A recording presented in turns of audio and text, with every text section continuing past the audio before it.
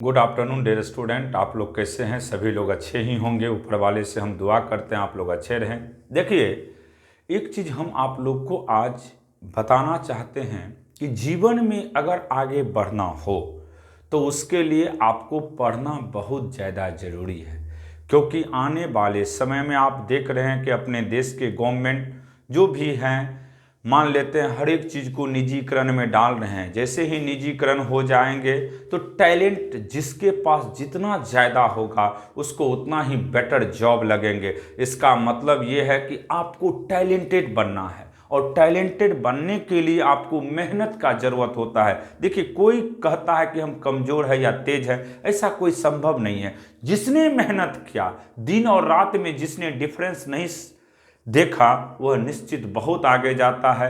हम बहुत धीरे धीरे आप लोग को मोटिवेशनल स्पीच कुछ देंगे, लेकिन अभी पहले हम वेक्टर पे आते हैं जो पढ़ा रहे थे। देखिए, पिछले क्लास में हमने यूनिट वेक्टर के विषय में बोले थे और हमने बताए थे कि यूनिट वेक्टर दो तरह के होते हैं। एक कांस्टेंट यूनिट वेक्टर है और दूसरा वेरिएबल यूनिट वेक्टर है। हमने ये भी बताए थे कि कांस्टेंट यूनिट वेक्टर हम उसको कहते हैं जिसका मैग्नीट्यूड यूनिटी हो और डायरेक्शन फिक्स हो। एक्स एक्सिस पे आई कैप, वाई एक्सिस पे जे कैप और जेड एक्सिस पे के कैप। फिर हमने बोले थे आई कैप का मैग्नीट्यूड 1, जे कैप का मैग्नीट्यूड 1, के कैप का भी मैग्नीट्यूड कितना होता है 1। हमने बोले थे पिछले क्लास में कि वेक्टर को कैसे स्केलर में कन्वर्ट किया जाता है। तो हमने बोले थे अगर कोई वेक्टर दिया रहे और वेक्टर को स्केलर बनाना हो तो उसका मैग्नीट्यूड निकाल दीजिए। क्या निकालिएगा? मैग्नीट्यूड। मैग्नीट्यूड का फॉर्मूला सबको याद है, under root coefficient of I cap का square plus coefficient of J cap का स्क्वायर प्लस कॉफिशिएंट ऑफ के कैप का स्क्वायर। इसका बहुत ज़्यादा यूज है। जैसे वेलोसिटी वेक्टर है, स्पीड बनाना है तो उसका मैग्नीट्यूड लिख देंगे। दूसरा चीज इसमें एक और समझना है कि अगर कोई वेक्टर गिवन है और उसको क्या बनाना है बाबू, यूनिट वेक्टर क्या बनाना है। यूनिट वेक्टर तो कैसे बनाते हैं, जैसे मान लेते हैं लेट वेक्टर ए बराबर a1 I cap minus b1 J cap plus c1 K cap, ये वेक्टर दिया है। अब ये पता नहीं कि कौन वेक्टर है, ऐसा तो जरूरी नहीं है कि ये यूनिट वेक्टर है, नहीं है ना, क्योंकि तीनों कंपोनेंट है। Then find the unit vector A cap. A cap निकालना है बाबू। अगर ए कैप की बात करें तो ए कैप का सिंपल फार्मूला होता है vector A by magnitude of vector A. अगर आपको किसी वेक्टर को यूनिट वेक्टर में कन्वर्ट करना हो, अगर आपको किसी वेक्टर को किस में कन्वर्ट करना हो, यूनिट वेक्टर में, तो उस पर क्या करोगे बाबू? कैप दे देगा। क्या देगा? कैप। और इसका सिंपल फार्मूला होता है उस वेक्टर में उसी के मैग्नीट्यूड से आप भागा दे देंगे। उस वेक्टर में उसी के मैग्नीट्यूड से आप क्या करेंगे? भागा देंगे। तो देखिए, ये वेक्टर क्या है? a1 I cap minus b1 J cap plus c1 K cap bye, अगर मैग्नीट्यूड की बात करते हैं तो अंडर रूट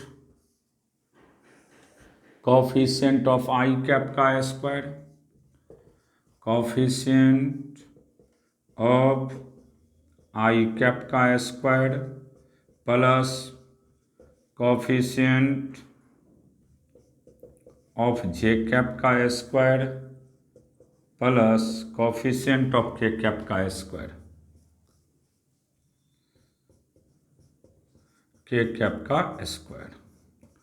अब देखिए यहाँ से बाबू a1 I cap plus b1 J cap plus c1 K cap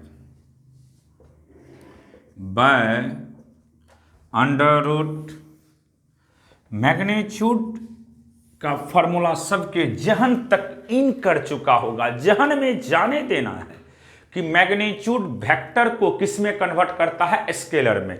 और अगर यूनिट वेक्टर बनाना है तो ये फार्मूला याद रखेगा, उस वेक्टर में उसी के मैग्नीट्यूड से भागा दे देते हैं। तो देखिए बाबू, यहाँ पे a1 का स्क्वायर प्लस माइनस b1 का स्क्वायर प्लस c1 का स्क्वायर। यहाँ से बाबू a1i cap plus minus b1j cap plus c1 K cap by under root a1 का स्क्वायर प्लस b1 का स्क्वायर प्लस c1 का स्क्वायर। तो यही आंसर हो गया। समझ में आ गया सभी को? अगर कोई वेक्टर दिया रहे उसको किस में कन्वर्ट करना होता है? यूनिट वेक्टर में। किस में? यूनिट वेक्टर में। तो कन्वर्ट करने का एक ही तरीका है, उस वेक्टर में उसी के मैग्नीट्यूड से आप भागा दे दीजिएगा। उस वेक्टर में उसी के मैग्नीट्यूड से जब आप डिवाइड करोगे तो यूनिट वेक्टर में वेक्टर कन्वर्ट हो जाएगा। अब देखिए तीसरा हम बात करते हैं पोजीशन वेक्टर का। किसका? Position vector. तीसरा टाइप्स में आइए पोजीशन वेक्टर। इसका भी फिजिक्स में बहुत काम है। Position vector. पोजीशन वेक्टर को हम आर से रिप्रेजेंट करते हैं। जैसे नहीं कहते हैं कि जैसे मान लेते हैं एजुकेशन में किसी का कोई पोजीशन होता है तो जितने भी बच्चे उसमें आपने टॉप किया तो आपका पोजीशन नंबर 1 है। पॉलिटिक्स में पोजीशन होते हैं, जैसे अभी नरेंद्र मोदी देश के जितने भी तमाम लीडर से नंबर 1 पे है तो उसका पोजीशन सबों के रिस्पेक्ट में कितना है? 1 है। तो उसी तरीका से अगर मान लेते हैं कि इंडस्ट्रियलिस्ट के नाम पे देखा जाए पोजीशन, तो अंबानी और अडानी देश के ऐसे 2 उद्योगपति हैं जो कि पूरे उद्योगपति के रिस्पेक्ट में नंबर 1 है। तो इसका मतलब हम जब भी पोजीशन की बात करेंगे तो किसी न किसी के रिस्पेक्ट में देखते हैं। तो यहाँ पे पोजीशन वेक्टर की बात करेंगे तो ओरिजिन के रिस्पेक्ट में। किसके रिस्पेक्ट में? ओरिजिन के रिस्पेक्ट में किसी पॉइंट का जो पोजीशन होगा उसी को क्या कहते हैं हम लोग? Position vector. तो लिखेंगे बाबू, if the position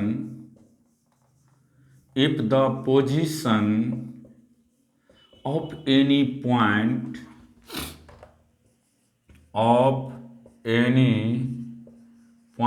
P with respect to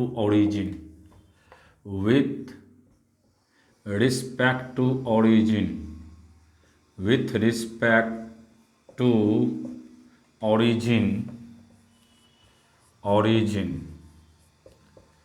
is known as position vector. किसी पॉइंट का पोजीशन जो ओरिजिन के रिस्पेक्ट में होगा उसी को कौन सा वेक्टर कहेंगे हम लोग? Position vector. जैसे समझिए, ये वाई एक्सिस है बाबू, ये एक्स एक्सिस है, तो ये पॉइंट O है, तो O का पोजीशन P के रिस्पेक्ट में,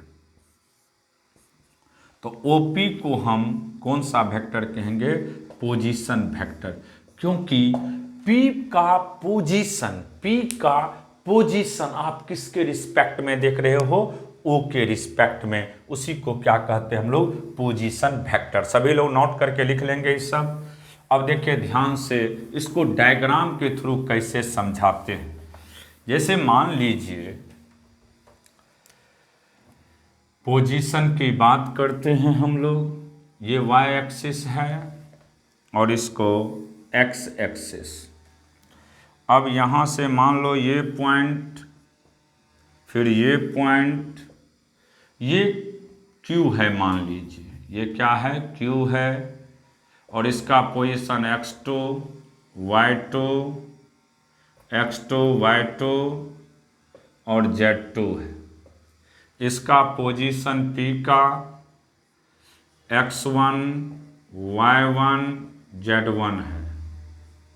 अब इससे इसको मिला दो, तो देखिए ध्यान से, ये दोनों एक डायरेक्शन में है, ये बराबर है, तो हम लिखेंगे यहाँ पे OP प्लस PQ बराबर ओ क्यू। तो यहाँ से पी क्यू की बात करते हैं, O Q minus O P, O Q minus O P, यानी पी क्यू, क्यू का पोजीशन, इसको पढ़ेंगे position of Q, position of Q, position of Q with respect to origin. अगर Q का पोजीशन ओरिजिन के रिस्पेक्ट में देखना चाहे तो उसी को हम लोग पोजीशन वेक्टर कहेंगे। तो PQ का सिंपल फार्मूला याद रखिएगा, OQ माइनस OP। PQ का फार्मूला OQ माइनस OP। आगे में से किसको घटाना है? पीछे को। जैसे अगला कोई भी रहे उसमें से पीछे को घटा देंगे तो वही उसका क्या कहलाएगा? पोजीशन। क्या कहलाएगा?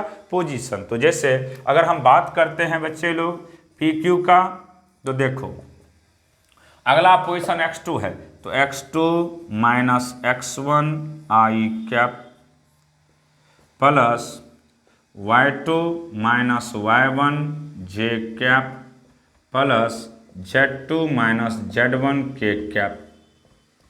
तो सिंपल याद रखिएगा, PQ का वैल्यू सीधा होगा, या तो OQ माइनस OP लिख सकते हैं या Q माइनस P भी लिख सकते हैं। फाइनल में से इनिशियल पॉइंट को घटाते जाएंगे। x एक्सिस पे है तो I कैप, y एक्सिस पे है तो J कैप और Z एक्सिस पे रहेगा तो K कैप। इसी को हम क्या कहते हैं? Position vector. तो पोजीशन क्लियर हो गया।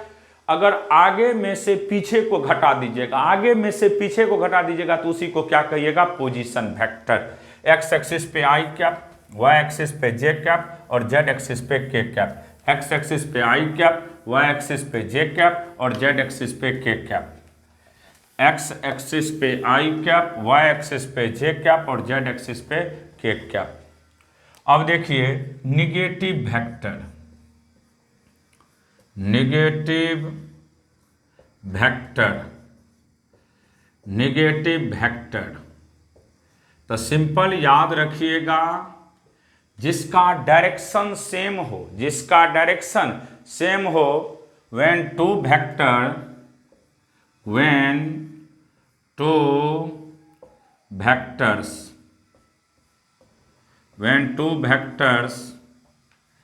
having सेम मैग्नीट्यूड, सॉरी बोल रहे थे सेम मैग्नीट्यूड, इसका मैग्नीट्यूड सेम हो, मैग्नीट्यूड सेम हो, when two vector having same magnitude but direction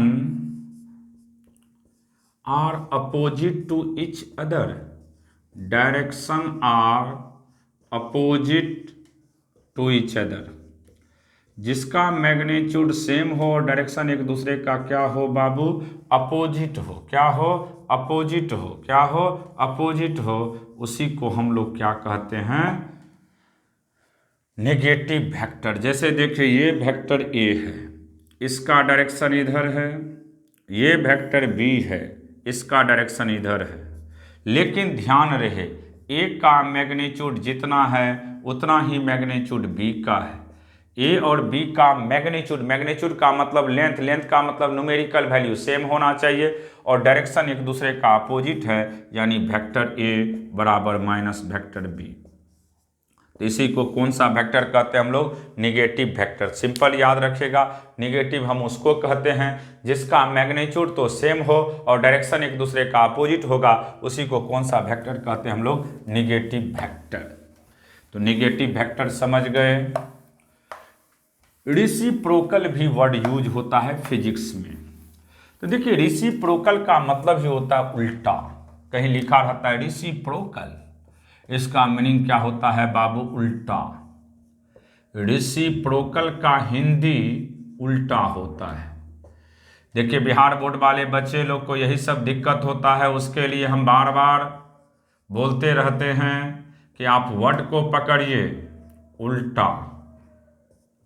reciprocal word कहीं लिखा रहे तो उल्टा। जैसे मान लेते हैं कोई पैर से चलता है और हाथ से चलने लगे तो उल्टा हो जाएगा। तो reciprocal, those vector having having same direction, having same direction, having same direction,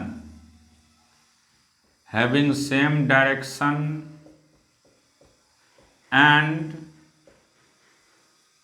magnitude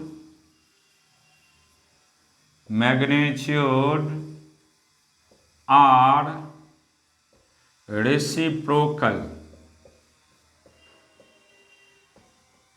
to each other,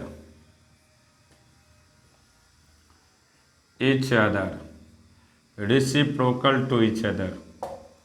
जैसे फॉर एग्जाम्पल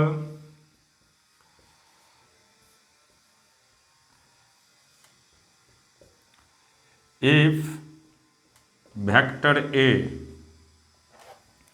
having magnitude बराबर 5, देन रेसिप्रोकल को A इनवर्स से रिप्रेजेंट करते हैं। हैविंग मैग्नीट्यूड 1/5, वेक्टर ए का मैग्नीट्यूड अगर 5 है तो ए इनवर्स यानी रिसिप्रोकल वेक्टर का मैग्नीट्यूड कितना होगा 1/5। क्या होगा 1/5। तो रिसिप्रोकल का मतलब यही होता है कि जिसका डायरेक्शन सेम हो और मैग्नीट्यूड एक दूसरे का उल्टा हो जाए उसी को क्या कहते हैं हम लोग रिसिप्रोकल वेक्टर।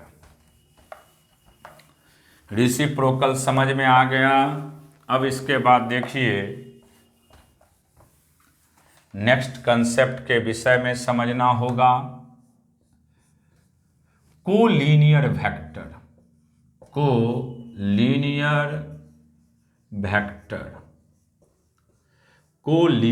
लीनियर का मतलब लाइन होता है, को का मतलब बाबू सेम, को का मतलब क्या होता है सेम, लीनियर का मतलब line,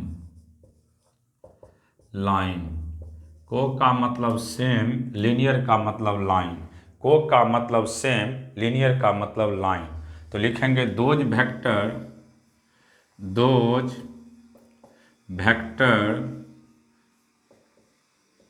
which lies in same line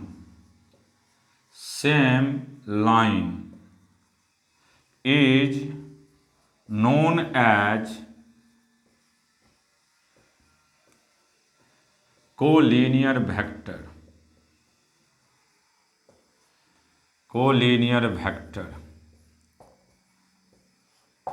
अच्छा जैसे मान लेते हैं दो दोस्त हैं, एक बीच में मीडिएटर होता है, तो कभी कभी कंफ्यूजन जनरेट कौन करते हैं mediator.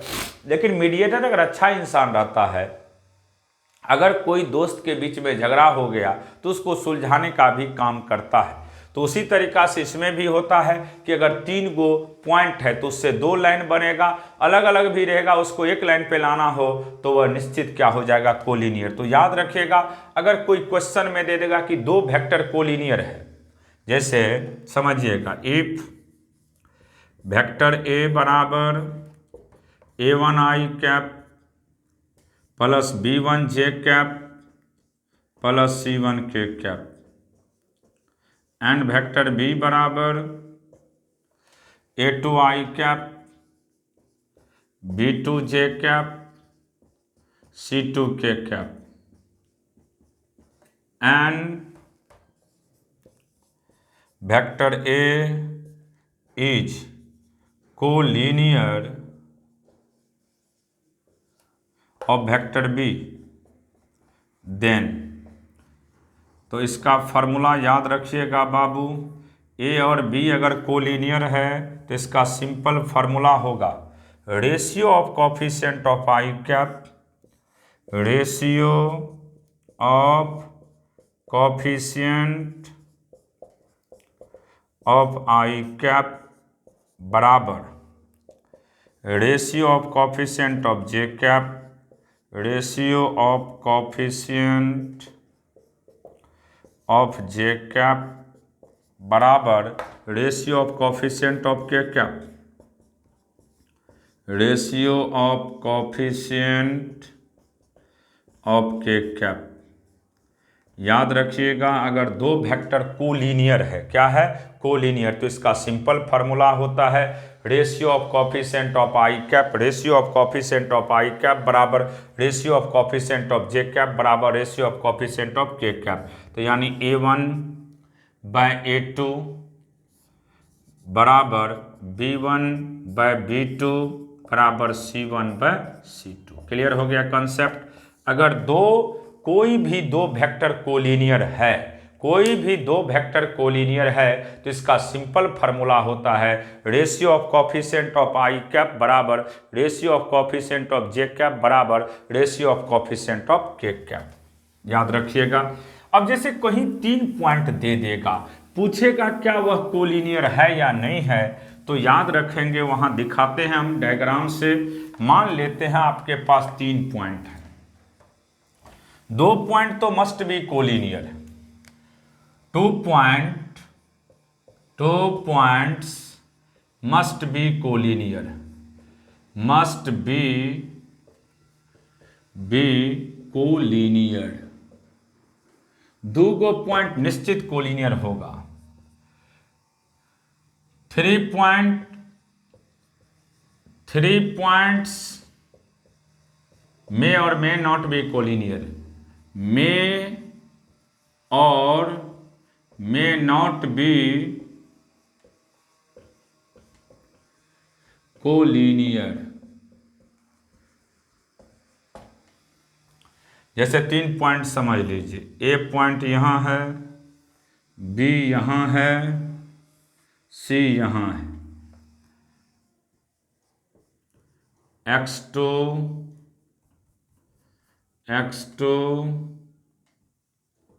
y2 z2, x3 y3 z3, x1 y1 z1। अभी ये देखिए बाबू, 3 पॉइंट से कै गो लाइन बनेगा, 2 गो लाइन। तो क्या अभी ये आपको कोलिनियर लग रहा है? नहीं लग रहा है। इसका मतलब इसको भी नीचे लाएंगे, इसको भी ऊपर ले जाएंगे। यानी पहले आप ए बी निकालो, तो ए बी का सीधा वैल्यू होगा बी माइनस ए, फाइनल में से इनिशियल को घटाओगे, यानी x2 minus x1 i cap plus y2 minus y1 j cap plus z2 minus z1 k cap. इसी तरीका से AC निकालो, C माइनस A, तो इसका सिंपल फार्मूला होगा x3 minus x1 i cap plus y3 minus y1 j cap plus z3 minus z1 k cap. A B ए सी निकाल लिए। अगर ये कोलिनियर है, तो याद रखिएगा, अगर if point A, B and C are collinear है, देन इसमें भी याद रखना ratio of coefficient of I cap, ratio of coefficient of I cap, ratio of coefficient of I cap बराबर ratio of coefficient of J cap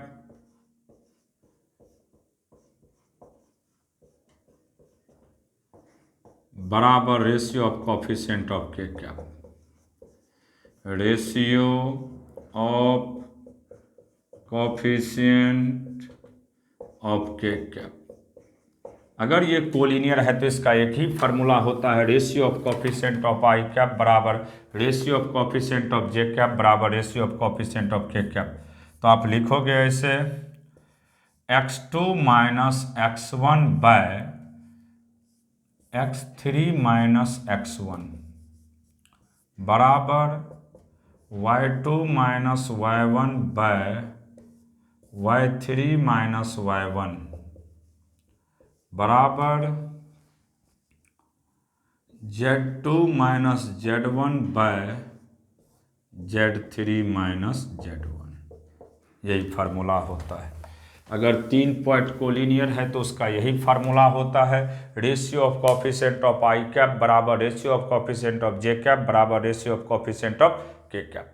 आज हम यहीं तक पढ़ाएंगे। सभी लोग मजे ले लेकर के शुरू से लास्ट तक वीडियो को देखा कीजिए, तब जीवन में मेन पढ़ाई का मकसद समझ में आएगा। और जिस दिन आपके ज़िंदगी में पढ़ाई का मकसद क्लियर हो जाए, उस दिन आपको कोई दुनिया का ताकत नहीं कि जो रोक सकता है आगे बढ़ने से। इसलिए अपने अंदर जुनून को बढ़ाइए, क्योंकि जीवन में जिसके अंदर जुनून होते हैं वही कोई भी जहां जाना चाहे, जिस चीज को अपने तरफ खींचना चाहे, जिसको पाना चाहे, वह पाके ही रहता है। इसी के साथ आज मैं अपने क्लास को रोक रहा हूं। अगले दिन फिर इसी जुनून जज्बा जोश के साथ अगला क्लास आप लोग को पढ़ाया जाएगा। तब तक के लिए सभी लोग अच्छा से वीडियो को पढ़िएगा। ठीक है।